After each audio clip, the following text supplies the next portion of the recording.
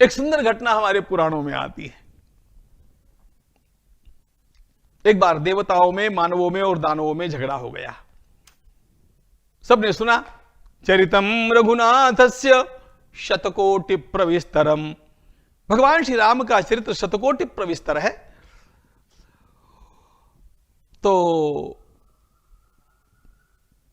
दानवों ने, देवताओं ने और मानवों ने मिलकर के विचार किया, नहीं अपने को बांट लेना चाहिए। अब ये बंटवारा करे कौन? बंटवारा करने के लिए शिव जी के पास गए। भगवान महादेव जी ने बंटवारा किया। शतकोटि है तो 33 करोड़ एक एक को दे दिया, फिर भी 1 करोड़ रह गया। अब 1 करोड़ का बंटवारा करना था तो 33 लाख दे दिया, फिर भी 1 लाख रह गया। 1 लाख का बंटवारा तीनों में करना था तो 33 हजार दे दिया, फिर भी 1,000 रह गया। फिर 1,000 का बंटवारा तीनों में करना था तो उन्होंने 333 दे दिया, फिर भी 1 रह गया। अब 100 जब रह गया तो उसका बंटवारा किया, 33 दे दिया, फिर भी 1 रह गया। शतकोटि प्रविस्तरम से बंटवारा करते करते 1 श्लोक बाकी रह गया। अब इस 1 श्लोक का बंटवारा कैसे किया जाए? भगवान शिव जी ने कहा, अब इस 1 श्लोक को तो बांटना कैसे? तो उन्होंने कहा कि ये अनुष्टुप छंद है, इसमें 32 अक्षर है, तो 10-10 अक्षर बांट देते हैं। तो 10-10 अक्षर बांट दिए, देवताओं को, दानवों को, मानवों को, फिर भी 2 बच गए। शिव जी ने कहा, अब इतना काम मैंने आपके बंटवारे का किया तो मेरा कुछ कमीशन होना चाहिए। 2 नाम मैं ले लेता हूं, 2 अक्षर मैं लेता हूं। कहा 2 अक्षर आप ले लीजिए। भगवान शिव जी ने बाकी सब बांट दिया, राम नाम स्वयं ग्रहण कर लिया।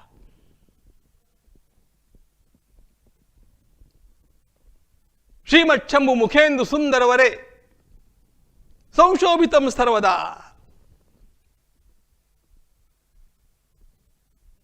उस राम नाम का जप करते रहे भगवान महादेव जी महाराज, जो आदि योगी है। और आश्चर्य की बात यह है,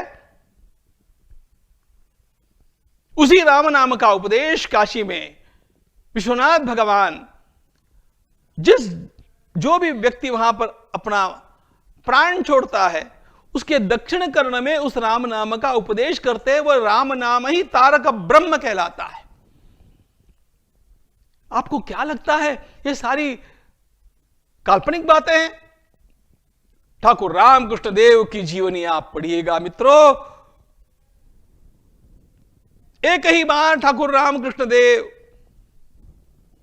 काशी गए थे, और जब उन्होंने नौका से, गंगा जी से वे नौका से चले, मणिकर्णिका आते ही वे उठ करके खड़े हो गए, हाथ जोड़ करके। लोगों ने पूछा, भाव समाधि के उतरने के पश्चात उन्होंने कहा, मैंने एक मरणासन्न व्यक्ति के कान में राम नाम का उपदेश करते हुए भगवान महादेव को देखा। ठाकुर रामकृष्ण परमहंस देव ने साक्षात भगवान महादेव को व्यक्ति के दक्षिण कर्ण में राम नाम का उपदेश करते हुए देखा। आप इसका अविश्वास करेंगे?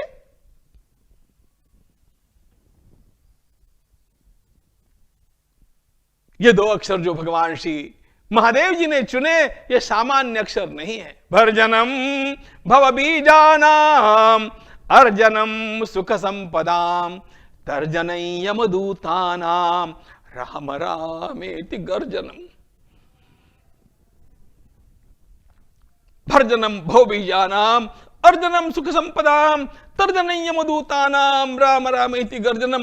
इस श्लोक को आत्मसात कर लीजिए। मुझे आपसे यह कहना है, यदि आपके अंतःकरण में कोई मनोकामनाएं हैं, वो कामनाएं भी राम नाम के जप से पूर्ण होकर के रहेगी। अर्जनम सुख संपदा। कितना भी वेदांत पढ़िए मित्रों, वासनाएं नष्ट नहीं होती है, मनोनाश नहीं होता है।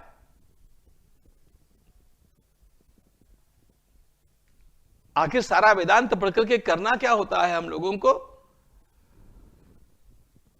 हम वासनाक्षय चाहते हैं, मनोनाश चाहते हैं और तत्वज्ञान चाहते हैं। तत्वज्ञान होना, वासना अक्षय होना, मनोनाश होना, यही तो आवश्यक है। एक राम नाम ये तीनों बातें करने में समर्थ है। बुद्धि के लिए आप वेदांत को पढ़ते रहिएगा, लेकिन शांत बैठ करके रोज राम नाम का जप करते रहिएगा। यह आपको भीतर से बाहर से बदल देगा। नहीं नहीं, जहां आप बैठेंगे उस वातावरण को बदल देगा। भर्जनम भोबीजानाम अर्जनम सुख संपदाम तर्जन यमदूतानाम राम रामेति गर्जनम। लेकिन राम नाम की गर्जना कीजिए, कंठ से कीजिए, अपने भीतर से कीजिए, अपने पूरे मन से कीजिए।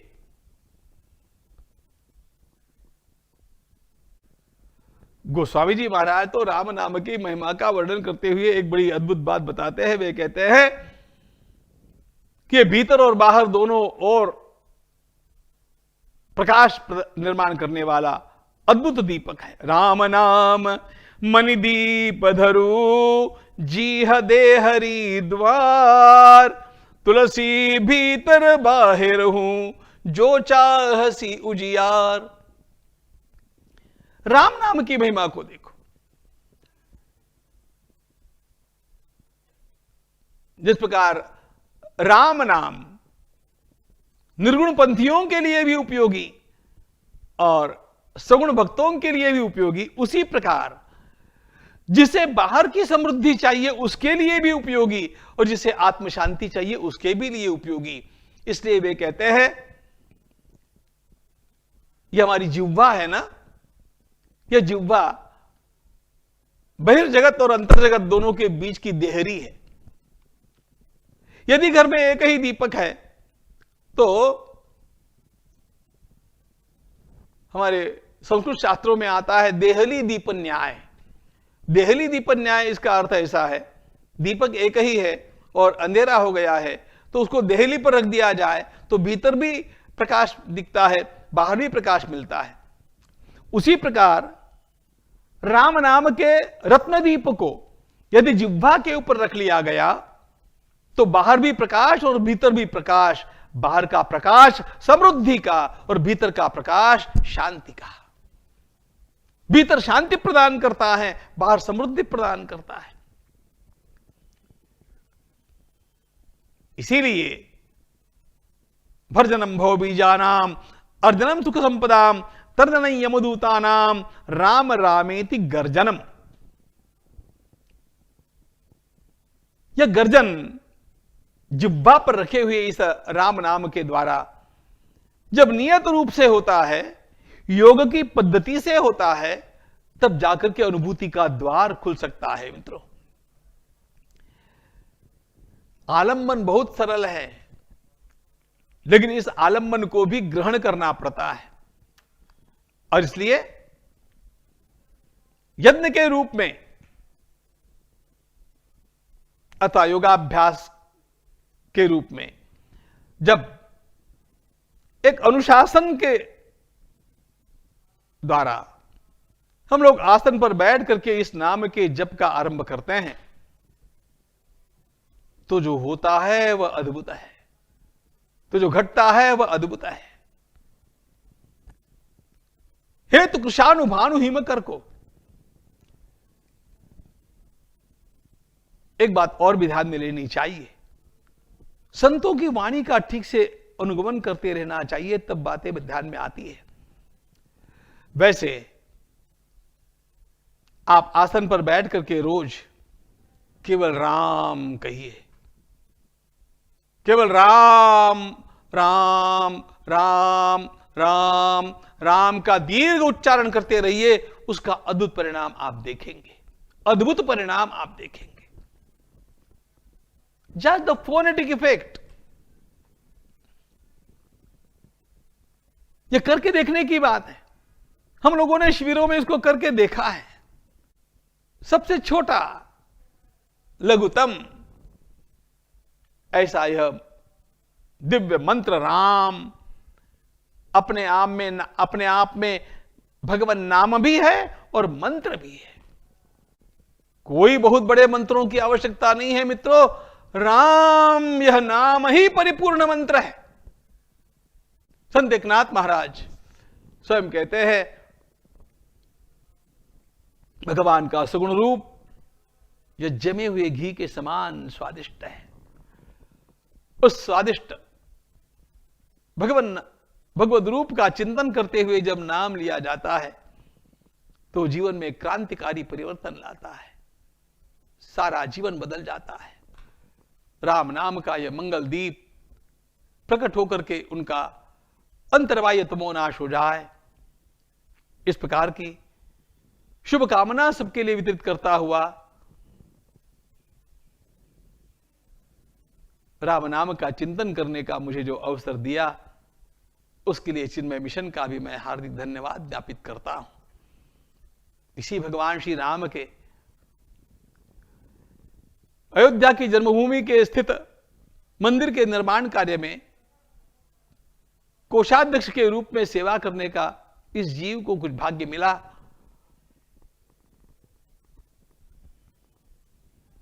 इसलिए आश्वस्त भी करना चाहूंगा कि अयोध्या में बनने वाला यह राम मंदिर यह केवल अन्य राम मंदिरों जैसा नहीं, बल्कि हमारे राष्ट्र के पुनर्निर्माण का भव्य मंदिर बनने वाला है।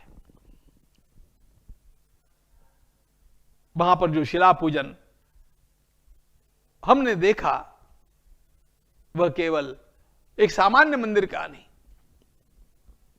आत्मनिर्भर, आत्मविश्वास संपन्न और समृद्ध भारत के उत्थान का वह शिला पूजन रहा। भगवान श्री राम प्रेम और पुरुषार्थ दोनों की मूर्ति है। हमारा राष्ट्र पुरुषार्थी रहे, विश्व प्रेमी बना रहे, विश्व के उद्धार और मांगल्य के लिए अपने सामर्थ्य का सदुपयोग करता रहे और उस राष्ट्र को खड़ा करने में, उसकी सेवा करने में हम लोगों का जीवन भी सार्थक हो जाए, इतनी कृपा श्री परमात्मा हम लोगों पर करे। इस प्रार्थना के साथ सभी को धन्यवाद।